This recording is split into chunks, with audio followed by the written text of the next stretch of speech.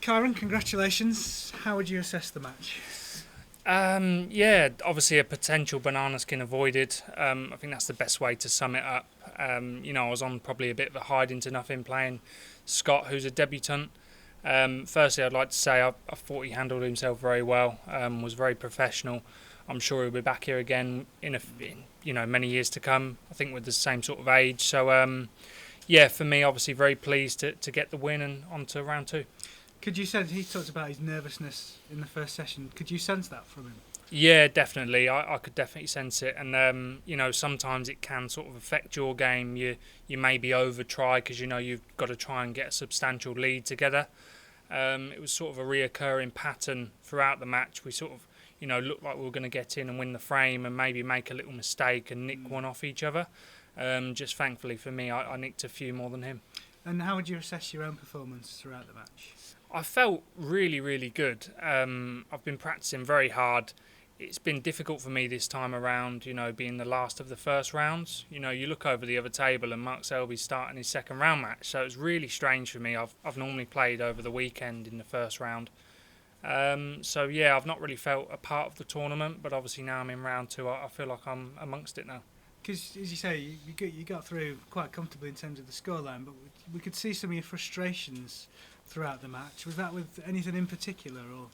It was just, I felt that after the first session I'd probably done the hard work and I felt like it was mine to lose. So I didn't really have any emotions, and I missed the black off the spot, and I just tried to fire myself up. I got a little bit angry with my cue. My cues now fell out with me.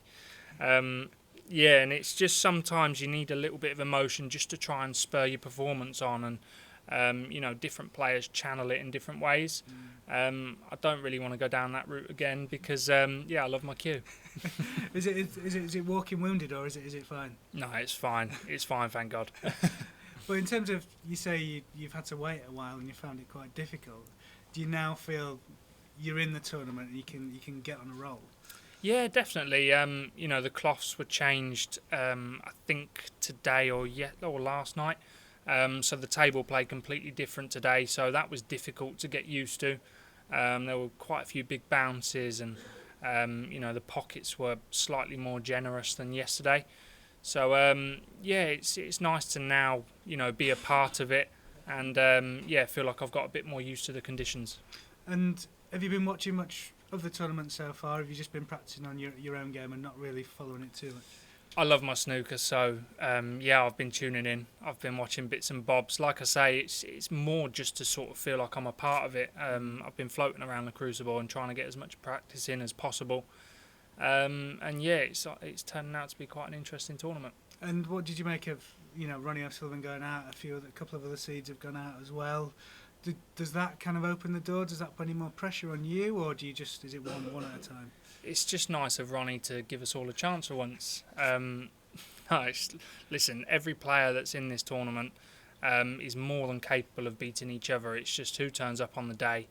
Ronnie's a great player. I'm sure he'll be back. And whoever's left in is going to be very, very difficult to beat.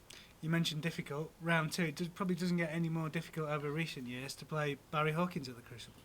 Yeah, fantastic match player, a fantastic record here at the Crucible. I think the only thing that's missing off his resume here is the trophy. So I know I'm going to have to play a lot better than the last round to overcome Barry. I think it's going to be a very strong sort of match game. I think there's going to be a lot of sort of tactical play and like trying to outmaneuver each other. It's going to be a match that I'm really going to sort of get my teeth into and look forward to. You mentioned that tactical element. Is that something you can go away and prepare yourself for? Or is that just something whilst the match progresses and you see how it develops? No, I don't think you can prepare yourself for it. I think that you're either born as a snooker player with that side of the game, or you obviously try very hard to try and get that. But sometimes players are best off sort of sticking to what they're best at, naturally. You see players like Sean Murphy that's probably not got the best safety game, but his long potting and break building is incredible. So, I feel like me and Barry have probably got quite similar games. And like I say, it's going to be a game that I'm going to look forward to getting my teeth into. And Rob Walker mentioned in the intros that your son was going to stay up and watch. You finished around about 9:30. Was that about perfect for bedtime? I think he might have dropped off just before the end. Honestly, I think Rob Walker is Finley's hero. I don't know if Rob's here, but can he have your autograph, please, Rob? No. No, yeah, he loves his snooker. He's only 4. He's got a little table, same as my youngest Bailey. They just they play best of 19s at home on their 4-foot table. Bailey's about 40 quid up at the minute. So Have they just their pound coins lined up as well? Yeah, it's actually coming out of Dad's pocket. So Dad's very glad he's won his first round here. And what's Finley's highest break? I think he's at about 74. Really? No, I'm joking. Yeah, gonna say. That's prodigious. Barry earns on the phone, so Yeah, get yeah. Finley a wild card for the event next year. No, it's just a bit of fun at the minute, but potentially, a couple of young lads to look out for. They've got fantastic cue actions at the age already, so both very natural. And a decent coach? No.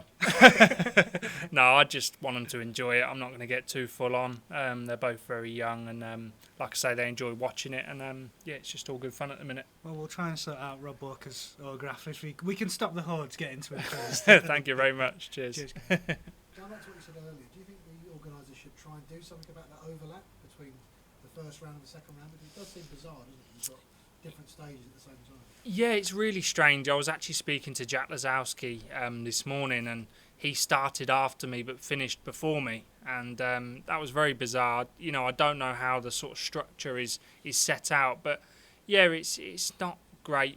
Playing with a second round game on the other table, you obviously feel like you're miles behind, but it's great for the audience. They're having a match that's finishing, and when the curtain goes up, potentially a match that's just starting. So it's good for the fans that are out there. Does that give you a disadvantage? Because naturally, I'd assume you'll be the last one of every round then, won't you, going forward? I'm not too sure on the schedule. I think it's going to change. I know that, I've been practicing with Stuart Bingham, and he was telling me that I think he's playing over 3 days, which finishes Tuesday, and I think my match will finish Monday. So I'm playing over 2 days. So it sort of catches itself up. But like I said before, it's just nice to be a part of the tournament now. You've got a good record here. At least quarterfinals last 3 years, obviously semi-finals you went on last year, so that must give you the confidence to know you can get past these early hurdles.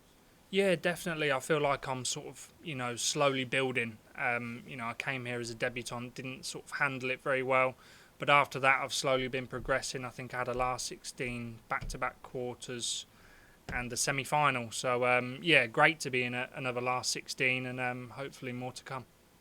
Do you think Barry sometimes doesn't get the respect he deserves? He's got a great record here, but he always seems to fly under the radar a bit.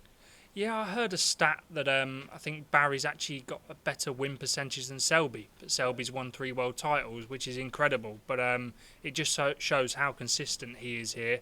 I think that certain players have, a good feeling about certain venues, and I feel like I have that myself here, and obviously Barry does as well.